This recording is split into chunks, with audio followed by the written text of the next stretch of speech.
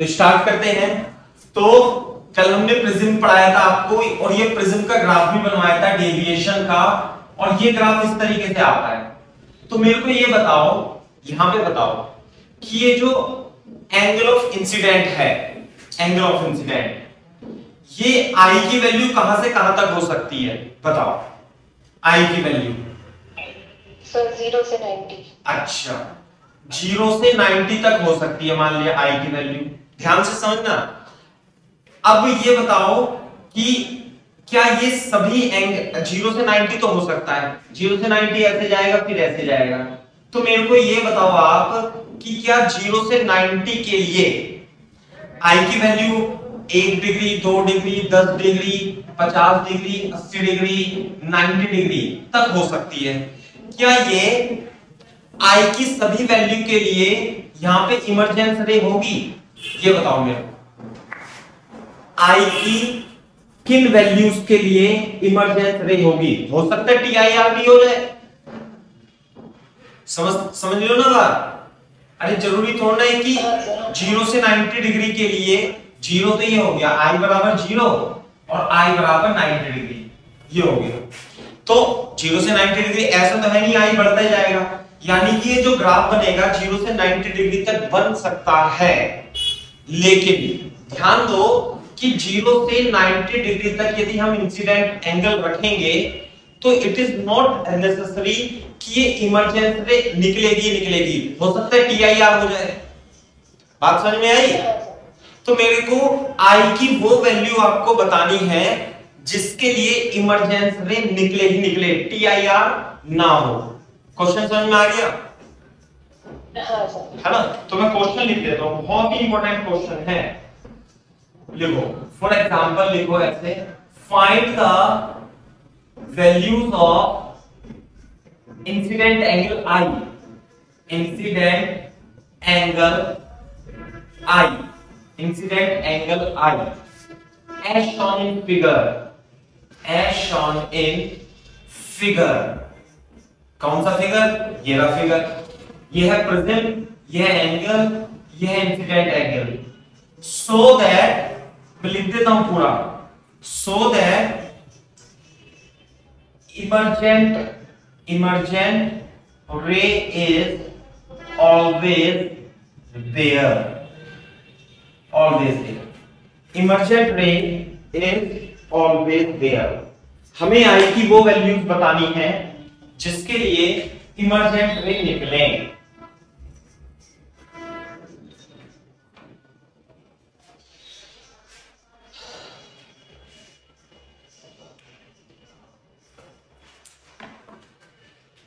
बहुत सही क्वेश्चन है।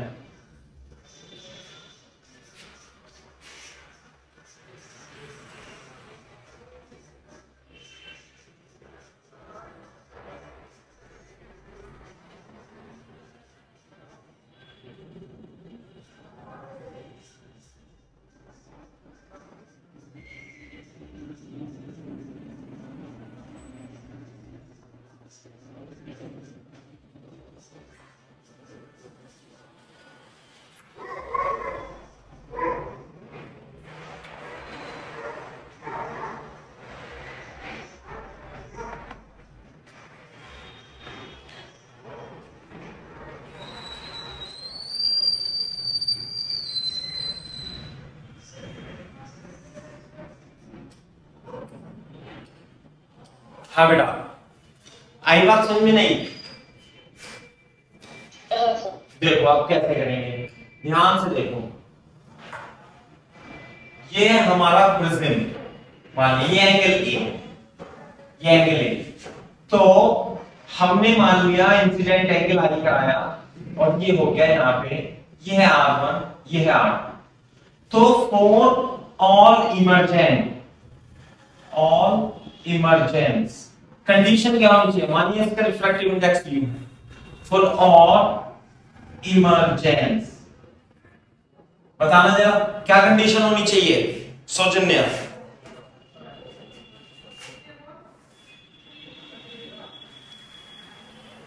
बोलो।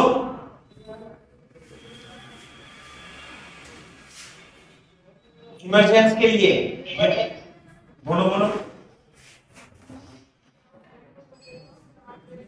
इस पॉइंट पर रिफ्रैक्शन हो रहा है ना, तो R2 की value should greater than theta c, हाँ सर। तभी तो इमरजेंस होगा। R2 should greater than theta c, बात समझ में आई। और R1 ये तो कंडीशन है, और R1 प्लस R2 क्या होता है, 9a, a की वैल्यू होती है। तो R2 की वैल्यू कितनी हो गई भाई, तो जो R2 है it is equal to a minus R। बात समझ में आती है नहीं। और ये है कंडीशन, तो R2 की वैल्यू हम इसमें रख देंगे a minus 1, R1 should greater than theta. बात समझ में आती है नहीं। यदि मैं इसे ऐसे लिख लूं तो कोई भी प्रॉब्लम नहीं है।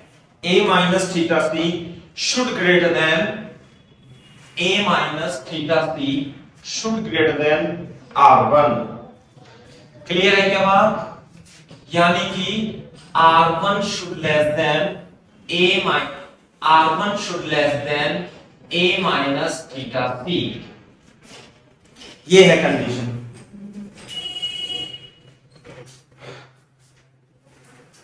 क्या मैं दोनों तरफ साइन ले लूं? हाँ ले सकता हूं, साइन a माइनस थीटा सी। और ध्यान रखना साइन थीटा सी कितना होता है हमेशा, sine theta C is equal to 1 upon mu, ये है।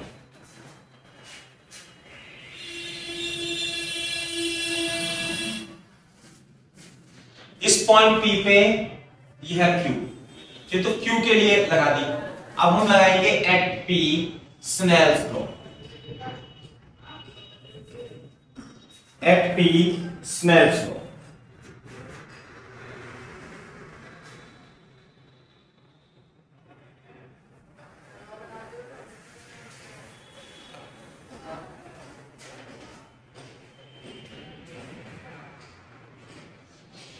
One into sine I is equal to mu into sine R. Clear है क्या बात? तो बता सकते हो बेटा साइन R1 की वैल्यू हो जाएगी sine i upon mu. This is equation number 2। इसमें साइन R1 की वैल्यू रख देंगे sine i upon mu is less than sine a minus theta c.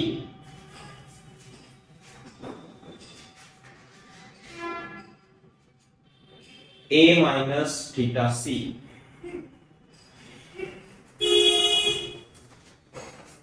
Sine i is less than mu sine a minus theta c.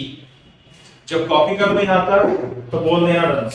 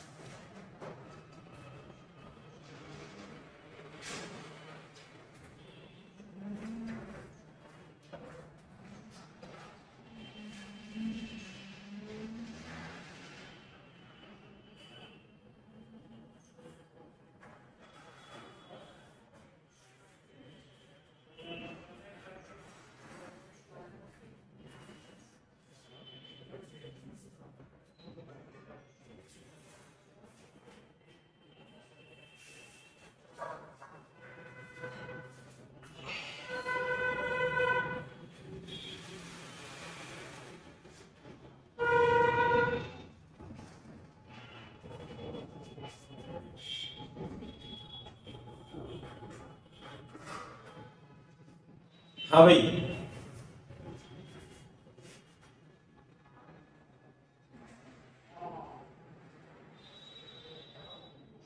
हाँ sir, हाँ sir. अच्छा, तो इसका मतलब यदि मैं इसका इनवर्स ले लूं तो ये हो जाएगा sine inverse mu sine a minus theta c. ध्यान से सुनो, a is less than sine inverse. कुछ गड़बड़ तो नहीं करती मैंने? इज लेस देन नहीं, a इज ग्रेटर देन आना चाहिए था। साइन इनवर्स आई जी आई लेस देन कैसे आ रहा है? अच्छा हाँ, सही बात है ना। नहीं नहीं नहीं नहीं नहीं, एक मिनट रुको। R2 यहीं से तो गलत हो गया। एक मिनट देखना बेटा, मैं तो कह रहा हूं इनइक्वालिटी गलत आ रही है।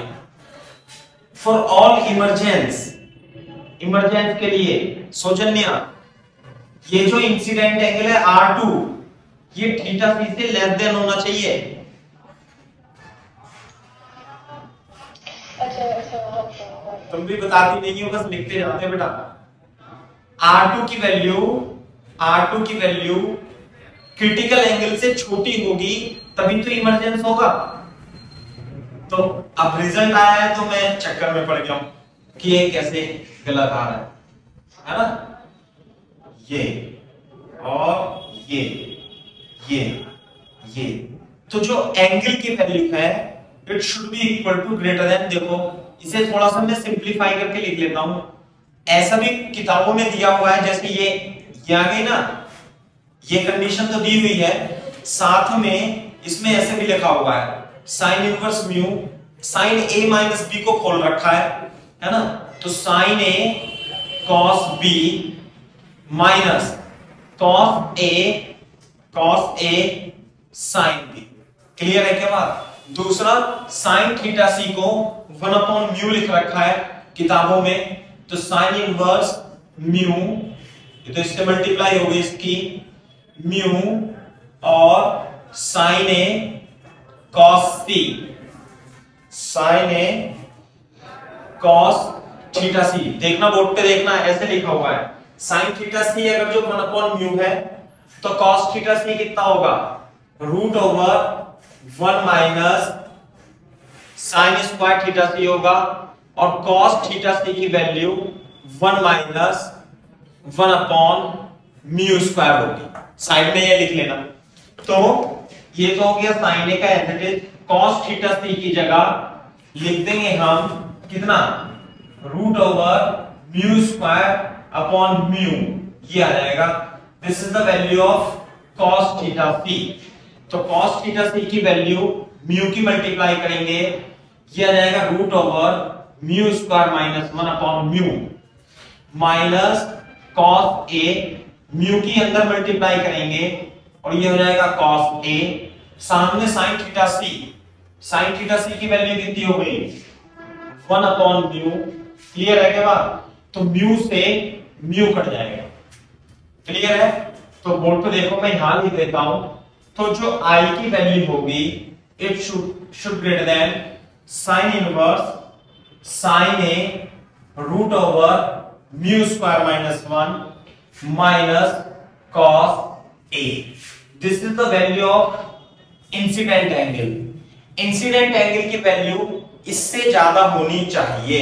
एक बार आप लिख लो, फिर मैं बताता हूं इसे।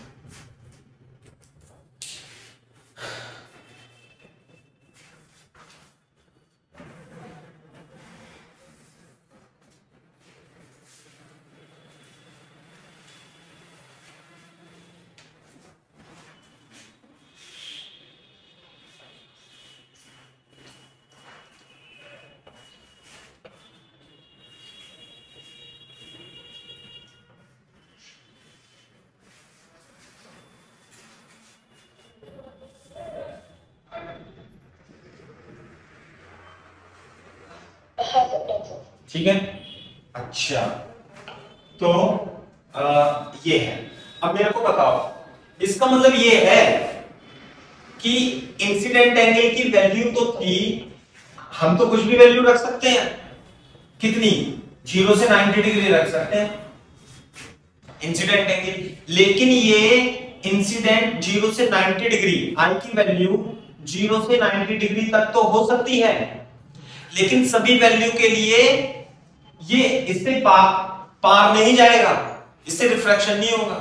तो कौन सी वैल्यूज के लिए? हाँ भाई सौजन्या, आई की वैल्यू कहां से कहां तक हो सकती है, बता सकते हो आप? आई की वैल्यू अपन तो अपने हिसाब से 0 से 90 तक रख सकते हैं।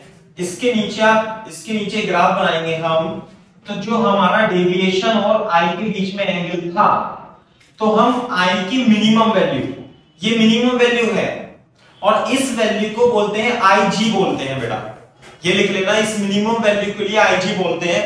यानी कि आई की वैल्यू तो 0 से 90 तक तो हो सकती है, 0 से 90 डिग्री तक, लेकिन सभी वैल्यू के लिए इसमें रिफ्रैक्शन नहीं होगा, कुछ वैल्यू के लिए तो टीआईआर भी हो जाएगा। तो आई की कौन सी वैल्यू होनी चाहिए? इस वैल्यू को बोलते हैं हम आईजी। देखो ध्यान से, ये रहा आईजी। तो जो ग्राफ होता है ना ये आईजी, इस पर ये तो हो जाए आईजी, तो आईजी से लेके जो ग्राफ जाता है वो जाता है 90 तक, ऐसे जाता है ये ग्राफ। ये बहुत इंपॉर्टेंट पॉइंट बता रहा हूं मैं आपको। ग्राफ तो इस तरीके से होगा, ये थोड़ा अनसिमेट्रिक होता है ये।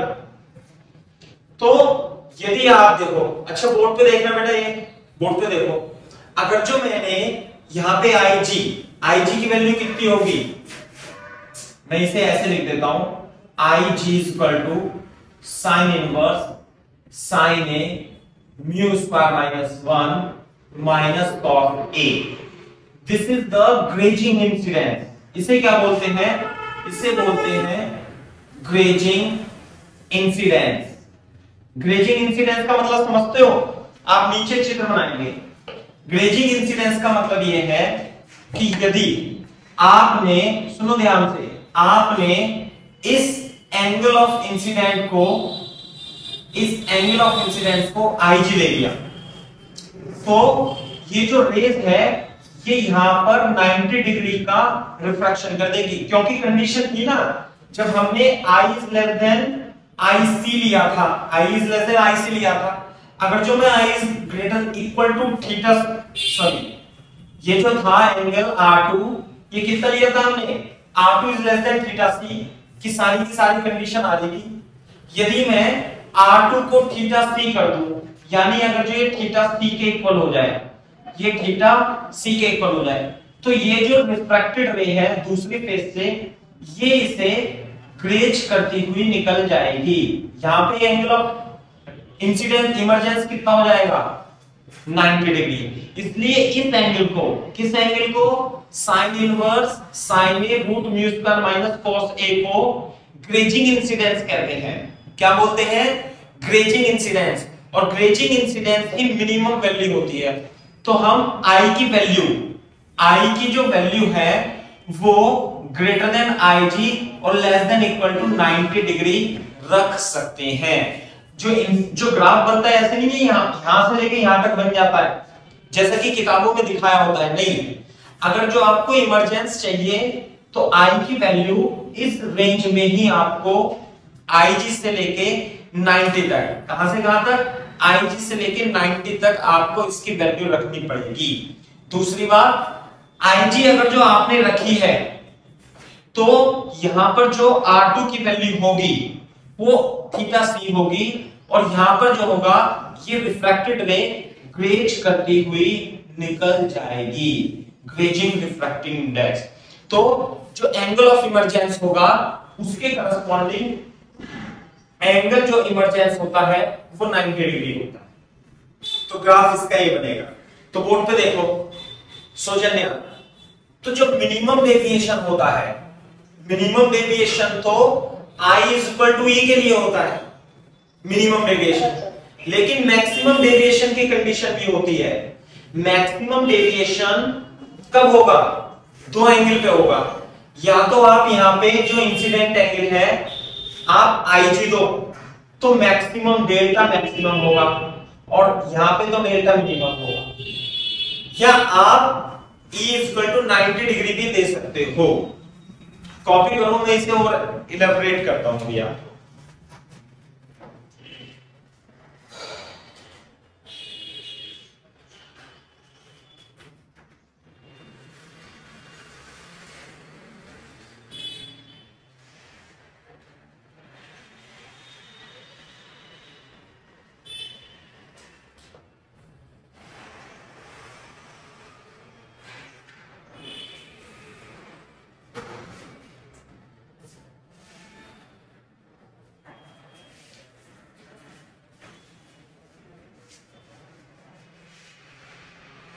ये बनाना और ये बनाना,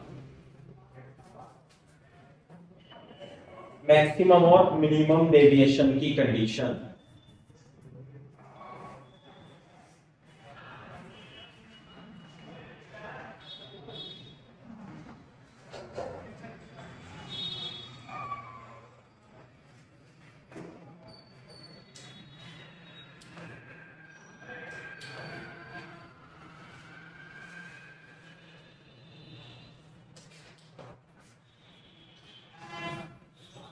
हाँ सर, डन सर। ठीक है ना।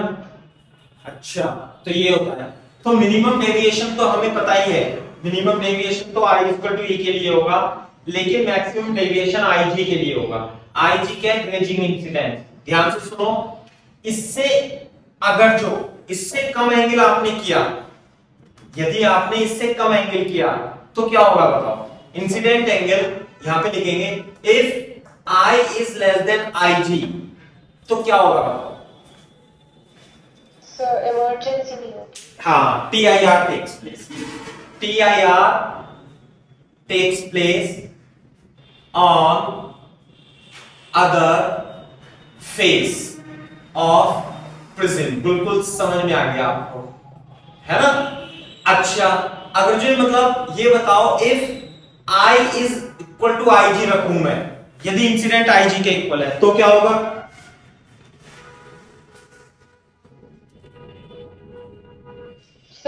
ग्रेज करके जाएगी। Very good, grazing emergence, grazing emergence, बिल्कुल सही बात है, जिसका चित्र ये बना हुआ, सही में बात। और ग्रेज करती हुई जाएगी if I is less than, I is greater than IG and less than 90 degree, तो क्या होगा?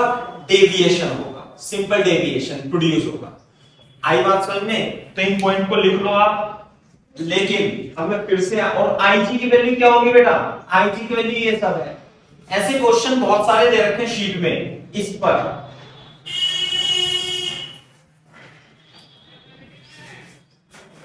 अब मेरे को कॉपी कर लो और फिर मैं ये बताता हूं, पूछता हूं मैं आपसे, find E angle of emergence, angle of emergence in given figure. बिल्कुल सही बात है। ये हमारा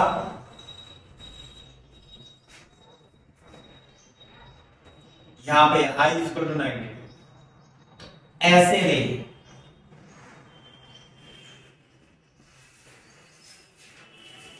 ऑल्सो, चलो बस पहले इतना ही बताओ। अगर जो इंसिडेंट एंगल 90 डिग्री है तो मेरे को इमरजेंस एंगल बता दो कितना होगा।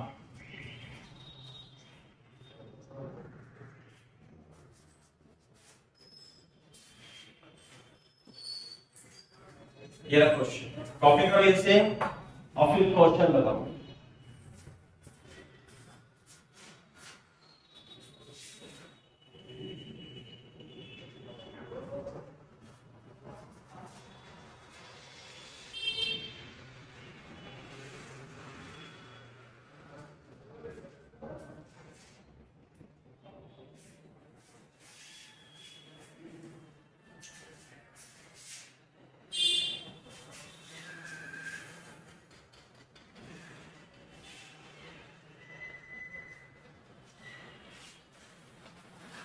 हाँ भाई,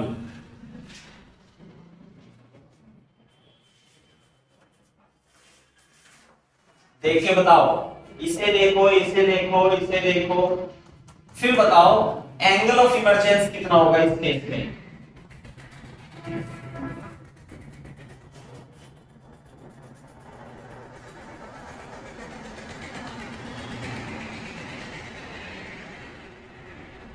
नहीं आ रहा समझ में?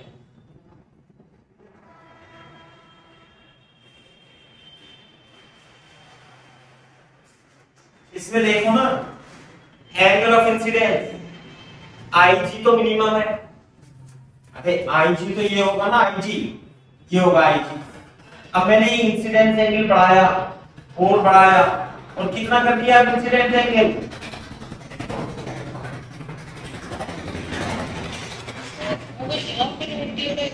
मतलब ग्रेज ही होना चाहिए इसी सरफेस में।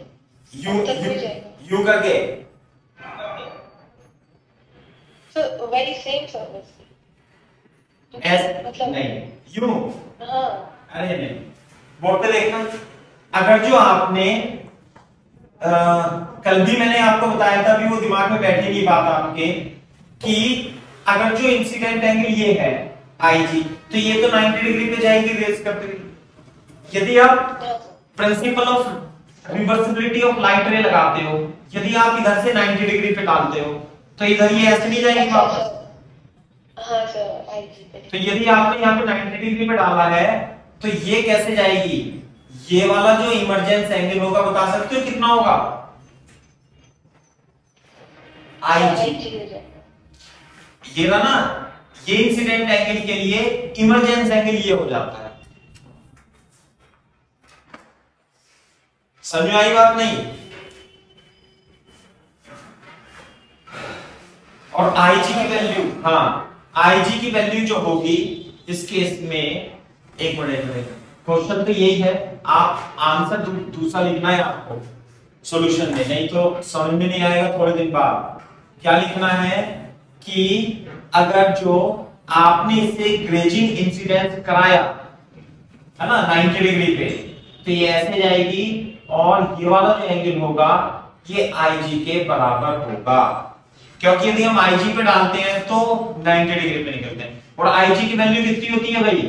IG की वैल्यू भी आपको याद रखनी है, ये होती है sine inverse sine A root over mu square minus 1 minus cos a, ये होती है। तो यदि आप 90 डिग्री पे डालते हो तो दूसरी साइड में जो रे निकलेगी इमरजेंस से वो इस एंगल से निकलेगी।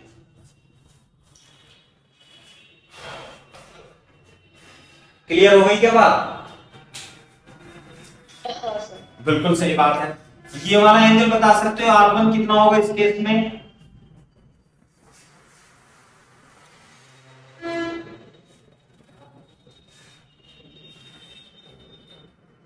बोलो थीटा सी। थीटा सी होगा नहीं होगा? हाँ सर, थीटा सी। पक्का? चलो कोई नहीं, आप मतलब मैं आपको थोड़ा सा हाई लेवल ही पढ़ा रहा हूं, तो इसलिए एक बार आप पढ़ लोगे ना, जब आप प्रैक्टिस करोगे तो सब चीजें धीरे धीरे आपको समझ में आएंगी, थोड़ा टाइम तो लगेगा, है ना? ये है क्योंकि थीटा सी है ना 90 डिग्री, यदि आप इसमें थीटा सी पे डालोगे तो तभी तो 90 डिग्री आएगा। ये क्लियर है क्या बात?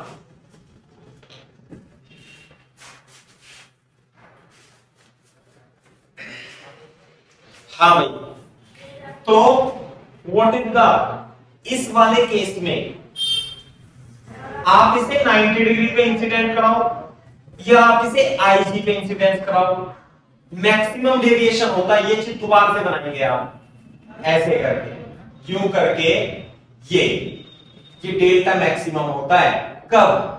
IG पे कराओ या 90 डिग्री पे आप इंसिडेंट लो तो डेल्टा मैक्सिमम होता है। मैं लिख देता हूं, also find delta maximum, delta deviation minimum तो सारी दुनिया में पूछा जाता है, लेकिन एडवांस में आपसे मैक्सिमम डेविएशन पूछेगा। मैक्सिमम डेविएशन कितना हो सकता है? मैक्सिमम डेविएशन कब होगा भाई? मैक्सिमम डेविएशन होगा, मैक्सिमम डेविएशन यानी डेविएशन मैक्सिमम होगा मैक्सिमम डेविएशन होगा यदि आई की वैल्यू क्या क्या होनी चाहिए भाई, IG।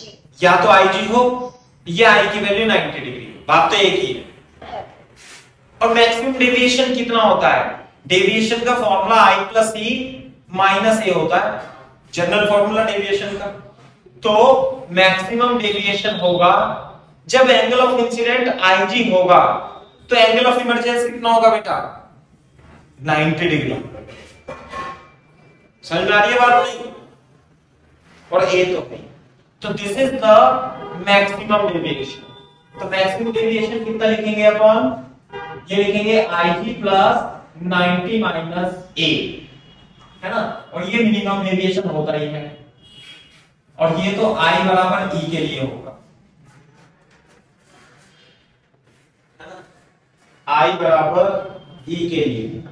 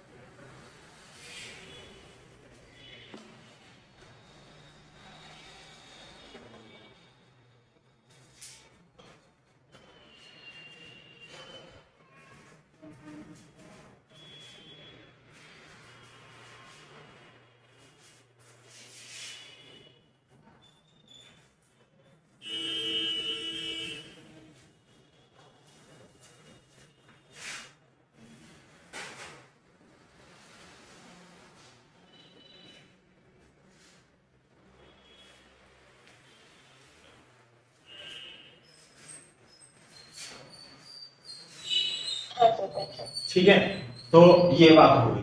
तो इस तरीके से आप काफी अच्छा मेरे को ये बता दो, आप मेरे को बताओ मैंने क्या पढ़ाया आज आपको, थोड़ा मेरे को एक्सप्लेन करो, तभी मैं आगे बता पाऊंगा। बताओ मैंने क्या सिखाया आपको प्रिज्म के बारे में। सर पहले तो जो डेल्टा मैक्स, जो डिविएशन मैक्स हो जाएगी, वो उसके जो केसेस है दो है, एक तो जब इंसिडेंट एंगल IG और दूसरा जब एंगल 90 हो जाए। और दूसरा वो वाला केस जहाँ पे हमने ग्रेजिंग इंसिडेंस वाला देखा, जहाँ पे इमर्जेंट पे IG निकलेगा और वो एंगल वो साइन इनवर्स साइन ए वो वाला एंगल होगा। ठीक है, लेकिन इससे पहले मैंने क्या पढ़ाया था, इससे पहले मैंने ये पढ़ाया था आपको कि I की वैल्यू 0 से कहां तक हो सकती है, 90 डिग्री, 90, लेकिन सबके लिए इमरजेंट नहीं होगा, है ना। इमरजेंस कहां के लिए होगा, IG से लेके 90 तक। नहीं आई बात समझ? ये बताया था ना भाई, ऐसे ग्राफ तो देखो किताबों में आप देखोगे तो ग्राफ तो यूं बना होता है, यूं करके यूं, और बस यहाँ पे I बराबर ये लिखा होगा, इसका कोई जिक्र भी नहीं करा होता है कि ये कहां तक जाएगा, ये कहां तक जाएगा। अरे इधर तो ये 90 तक जा सकता है I, और इधर ये इमरजेंट हो रहा है तो IG तक ही जाएगा। ये वाला ग्राफ छोड़ देना है। तो यानी कि अगर जो मैं कंडीशन ऑफ नॉन इमरजेंट लिखूं, condition of non emergent, condition of non emergence of light रे, हाँ भाई, तो जो I की वैल्यू होनी चाहिए नॉन इमरजेंस के लिए, कहां से कहां तक होनी चाहिए, I की वैल्यू 0 से IG तक यदि आप रखोगे तो कोई भी इमरजेंस नहीं होगा। समझ आई बात? नहीं आई बात समझ में? उस केस में TIR हो जाएगा, है ना, TIR हो जाएगा। इस केस में क्या हो जाएगा, TI आ जाएगा। लेकिन अगर जो मैं आपसे ये पूछूं कंडीशन ऑफ इमरजेंस क्या होगी, तो आप बोल दोगे बहुत जल्दी से इमरजेंस ऑफ लाइट रे क्या होगी, आप बोल दोगे आई की वैल्यू IG से बड़ी और 90 डिग्री से छोटी होनी चाहिए, ऐसे करके। और IG पे तो मतलब ब्रेकिंग हो जाएगा, चलो इसे इंक्लूड भी कर सकते हो आप। लेकिन मैंने कल क्या पढ़ाया था, कल क्या पढ़ाया था सबसे लास्ट में, प्रिंसिपल ऑफ रिवर्सिबिलिटी है। हाँ वो तो ठीक है, प्रिंसिपल ऑफ रिवर्सिबिलिटी तो ठीक है, लेकिन मैंने आपको कल ये पढ़ाया था कि एंगल ये और ये थीटा सी है, तो इमरजेंस के लिए एंगल ए जो होना चाहिए ये 2 थीटा सी से बड़ा होना चाहिए। बात समझ में आ रही है नहीं? कल ये भी पढ़ाया था। तो ध्यान से देखो, 2 कंडीशन इंक्लूड होंगी इसमें, 2 कंडीशन इंक्लूड होंगी। इसके लिए तो इमरजेंस होगा ही नहीं, इसके लिए तो इमरजेंस होगा, लेकिन ये भी कंडीशन साथ में सेटिस्फाइड होनी चाहिए तभी होगा। लेकिन अगर जो a is greater than 2 theta c है ना, है तो ही होगा, अदरवाइज तो गड़बड़ हो जाएंगे। समझ में आई बात? तो दोनों कंडीशन होनी चाहिए एंड मैं लिख देता हूं and a should greater than and equal to 2 theta c. सही है बात? तो ये इमरजेंस होगा। ए भी क्या होना चाहिए, 2 थीटा सी से बड़ा होना चाहिए, तभी ये पॉसिबल है। और इनइक्वालिटी हटा के इक्वलिटी लगा। इमरजेंस के लिए इंसिडेंट एंगल तो ये होना चाहिए, लेकिन इससे पहले कंडीशन ये वाली सेटिस्फाई होनी चाहिए, a is greater than 2 theta C. Otherwise i की वैल्यू आप कुछ भी रख लो और a की वैल्यू इससे सेटिस्फाई नहीं करती है ना, तो फिर इमरजेंस नहीं होगा।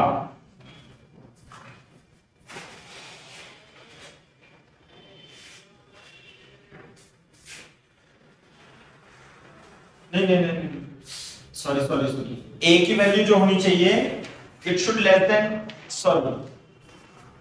ऑल इमरजेंस के लिए a की वैल्यू c के इक्वल और बड़ी होनी चाहिए, छोटी होनी चाहिए। वो तो नॉन इमरजेंस की थी। a should less than and equal to theta c बोल लेते हो थीटा c। ये है बेटा, वो गलती से लिख दिया मैंने, a should less than equal to theta c for all emergence.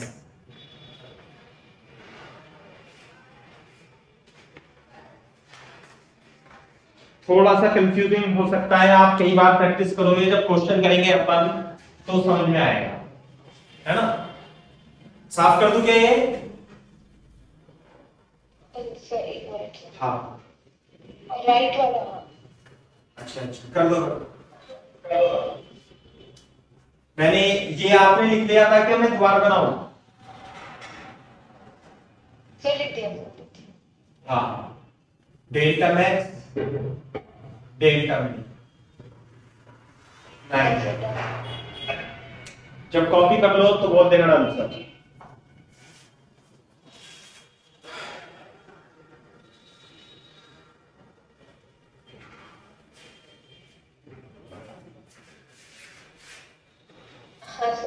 चलो तो ये मतलब काफी हो गया आपका, मतलब मैंने काफी बड़ा कॉन्सेप्ट जितना इसमें मैक्सिमम प्रिसिजन का हो सकता है वो आपको बताने की कोशिश की है। जब आप क्वेश्चन करोगे और यदि आपके दिमाग में बैठा है बात, तो आंसर तो आप देखते ही लगाओगे। ये तो बहुत बड़ी बड़ी कैलकुलेशन है इसकी, बहुत कंफ्यूजिंग, जो बच्चे को परेशान करते हैं, इवन टीचर को भी परेशान कर सकती है ना, अगर जो सही से नहीं पढ़ रखा है तो। चलो तो एक पोर्शन ये प्रिज्म का खत्म हो गया। एक छोटा सा पोर्शन और मैं बता देता हूं प्रिज्म के बारे में, जिससे कि जेईई मेंस में क्वेश्चन आते हैं, और वो है आपका थिन प्रिज्म, है ना। ये हमारा थिन प्रिज्म। थिन प्रिज्म क्या होता है? What is thin prism? मैं इंग्लिश में लिख देता हूं पहले। A prism having A prism having very small angle of prism, यदि किसी प्रिज्म का एंगल बहुत छोटा है, then prism is called thin prism. बात समझ में आई? जैसे प्रिज्म होता है ये, तो ये एंगल हो सकता है 30 डिग्री, ऐसे होता है ना 50 डिग्री, कुछ भी हो सकता है। लेकिन अब हमें क्या करना है सौजन्या, कि ए की वैल्यू को क्या लेना है, जैसे 1 डिग्री, 2 डिग्री, 3 डिग्री, यानी प्रिज्म कैसा होगा, प्रिज्म ऐसा होगा, बिल्कुल ऐसा। ये जो एंगल होगा ये 1 डिग्री, 2 डिग्री, 5 डिग्री अब तो बस। तो यदि ये एंगल ऑफ प्रिज्म बहुत छोटा है तो इसे हम थिन प्रिज्म कहते हैं। क्लियर है क्या बात?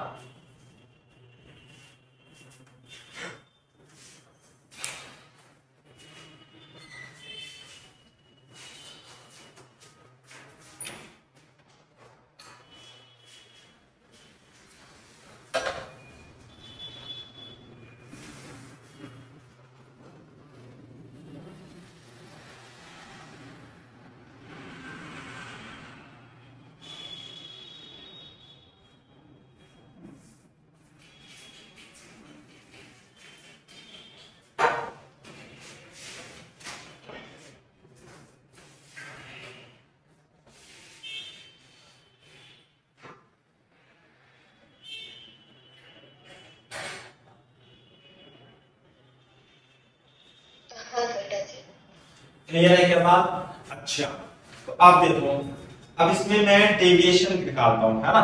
ये हो गया हमारा थिन प्रिज्म, डेविएशन ऐसे लिखेंगे, deviation in case of thin prism. Thin prism के केस में डेविएशन की हम बात करते हैं। वैसे तो डेविएशन का, मिनिमम डेविएशन का जो फॉर्मूला होता है I + E - E, और ये जो होगा डेविएशन का फॉर्मूला तो ये होता है ना। और बोर्ड पर देखो एक बार कैसे करेंगे हम इसमें, ऐसे लिखते हैं ना अपन, यू करके यू, ये होता है डेविएशन। डेविएशन होता है I + E - A minimum deviation के लिए। फॉर मिनिमम डेविएशन के लिए I बराबर ये होता है, और सारे एंगल बहुत छोटे हो जाएंगे। तो यहाँ पे देखो, ये एंगल I होगा, यहाँ पे स्नेल्स लॉ लगाएंगे 1 * sin I = μ * sin R। तो सभी एंगल बहुत छोटे हैं, तो sin थीटा = थीटा हम लिख सकते हैं। तो I = μ * R है। आई बात समझ में? दूसरी बात ये है कि जो रिफ्रैक्टिव इंडेक्स का फॉर्मूला आया था वो कितना आया था, sin delta minimum plus A/2 upon sin A/2 आया था जब आप कैलकुलेट कर रहे थे। बात समझ में आई? तो if angle is small, if angle A is small, यदि ये स्मॉल है तो ध्यान से देखो, तो हम म्यू को क्या लिख सकते हैं, एंगल ए बहुत छोटा है, 1 डिग्री 2 डिग्री, तो डेल्टा मिनिमम भी बहुत छोटा होगा, डेल्टा मिनिमम भी बहुत छोटा होगा, और ए भी बहुत छोटा है। तो साइन थीटा को हम केवल delta minimum plus A/2 upon A/2 लिखूंगा। ये फॉर्मूला निकाला था हमने मिनिमम डेविएशन के लिए, है ना। ये कंडीशन तो रहेगी सही, सब सारी की सारी। तो साइन हट जाएगा, डेल्टा एंगल आ जाएगा, ये कट जाएगा, mu into a, mu equal to delta minimum plus a upon a, इधर mu a equal to delta minimum plus a, delta minimum equal to mu minus a, तो a mu -1 into ए। ये formula है minimum deviation के लिए thin prism का।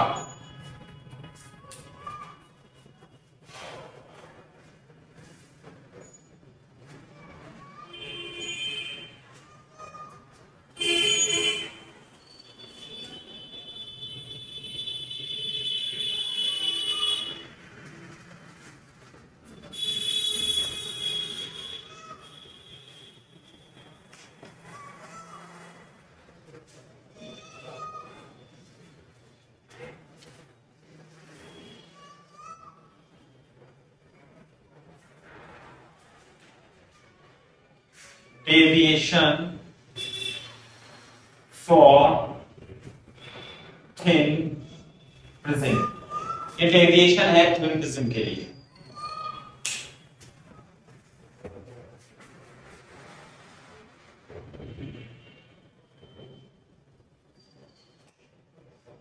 Mu minus 1 into ए।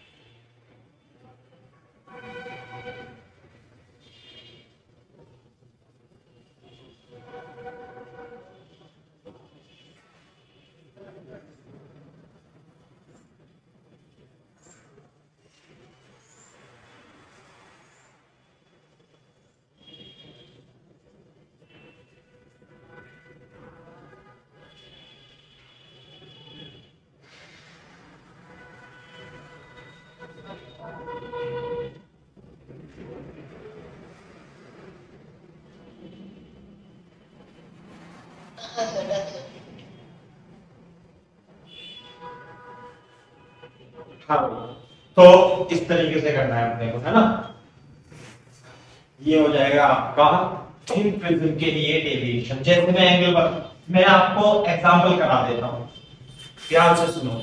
जैसे for example मान लिया ये थिन प्रिज्म है और इसका जो एंगल है, अब एंगल तो 1-2 डिग्री होगा तो बिल्कुल ऐसे तो बनाएंगे नहीं हम, ऐसे करके, है ना, बनाएंगे तो ऐसे ही।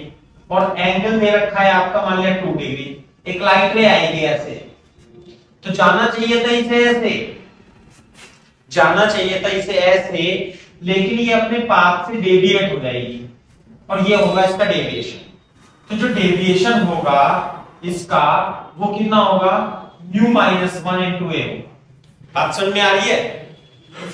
और म्यू को लिख देते हैं 1.5, तो 1.5 माइनस 1 इंटू 2 डिग्री, तो 0.5 into 2 degree is equal to 1 degree. तो डेविएशन भी जो होगा इसका बहुत छोटा होगा और 1 डिग्री के इक्वल होगा। बात समझ में आ रही है नहीं?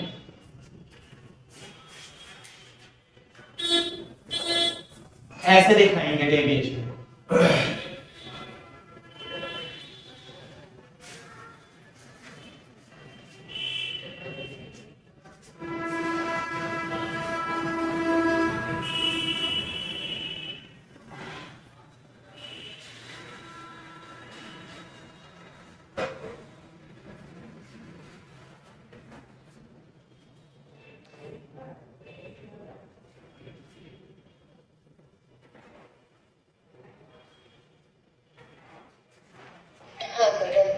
ठीक है, अब ध्यान से देखो, एक आपको पॉइंट ये ध्यान रखना है कि जब भी लाइट रे का डेविएशन होगा, ऐसा तो नहीं है ऊपर तो नहीं गई, द रे will always bend towards the base, this is the base,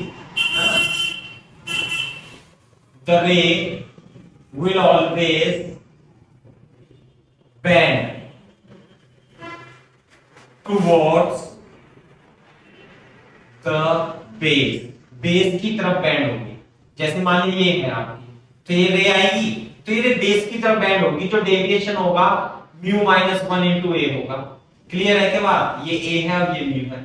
अगर जो मान लिया उल्टा रख दिया आपने प्रिज्म, सही है ना, और लाइट रे आएगी तो जाना चाहिए था इसे, थिन प्रिज्म है ये, और डेविएशन होगा टुवर्ड्स द बेस, ऐसे करके डेविएशन हो जाएगा म्यू माइनस 1 इनटू, इस बात का हमें ध्यान रखना है।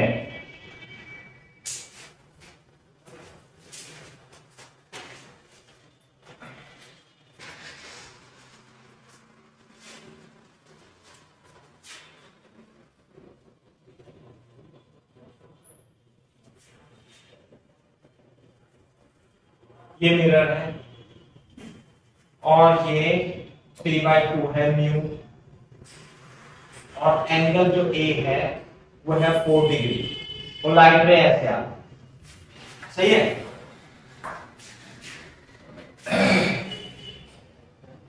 ए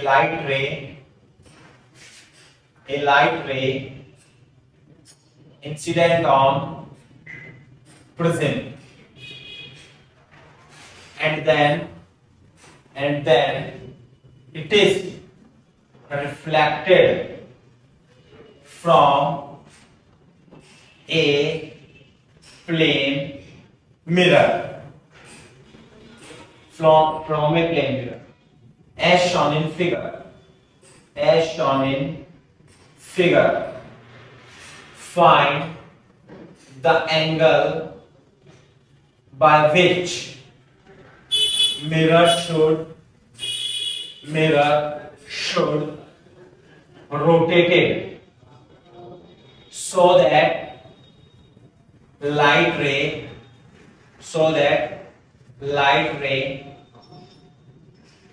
retrace its path.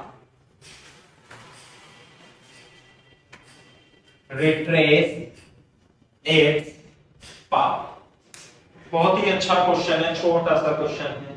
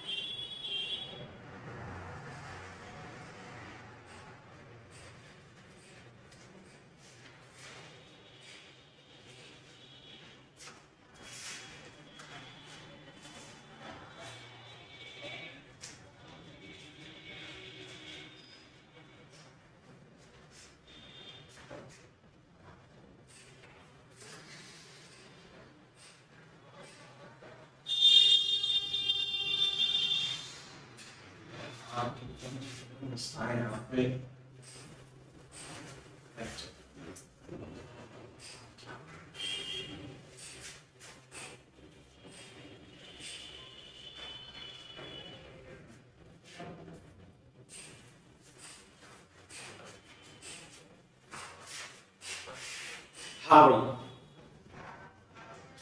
देखो ध्यान से, जैसे ये लाइट रे इस पे आएगी तो इससे टकराएगी,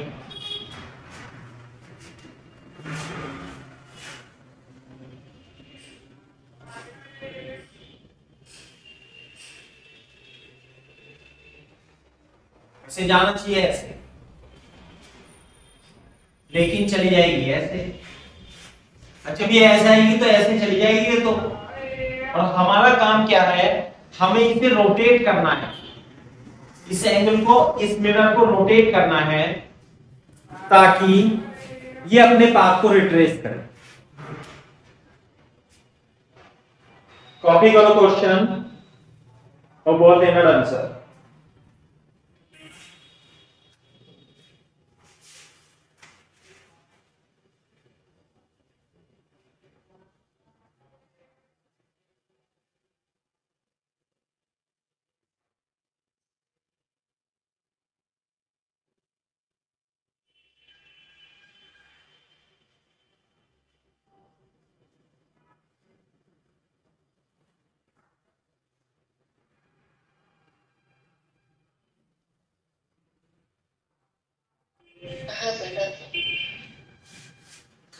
क्लियर है ना?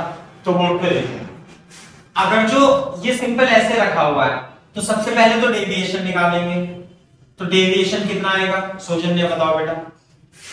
ये आएगा 3/2 माइनस 1 इंटू 4 डिग्री, तो ये आएगा 1.5 माइनस 1 इंटू 4 डिग्री, यानी 2 डिग्री डेविएशन। बताओ जरा सही है ना। अब ये है 2 डिग्री डेविएशन। तो अब हमें अभी अगर ये 2 डिग्री है तो ये भी 2 डिग्री होगा, ये भी 2 डिग्री होगा, ऐसे चली जाएगी फिर तो रिट्रेस कैसे? रिट्रेस करने के लिए क्या करना पड़ेगा हमें? रिट्रेस करने की कंडीशन ये होनी चाहिए कि इस मिरर पर ये जो लाइट है परपेंडिकुलर इंसिडेंट करे। बोलो, नहीं आई बात समझ में? तभी तो रिट्रेस करेगी ये।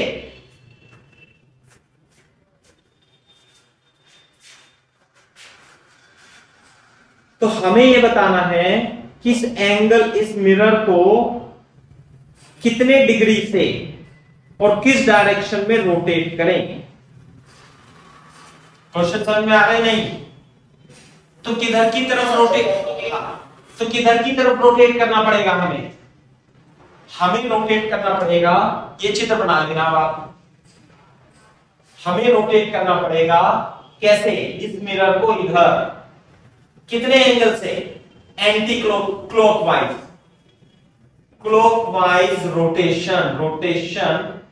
Rotate clockwise bye angle. कितने एंगल से रोटेट करो बेटा?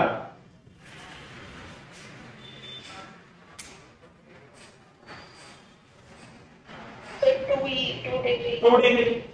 सिंपल, क्योंकि ये नॉर्मल ऐसे है ना, इसका ये नॉर्मल ऐसे है नॉर्मल, तो नॉर्मल इसके बराबर जो हो जाए तो ये 2 डिग्री रोटेट करना पड़ेगा। बस कितना आ गया ये? 2 डिग्री क्लॉकवाइज रोटेट करना पड़ेगा bye angle 2 degree. This is now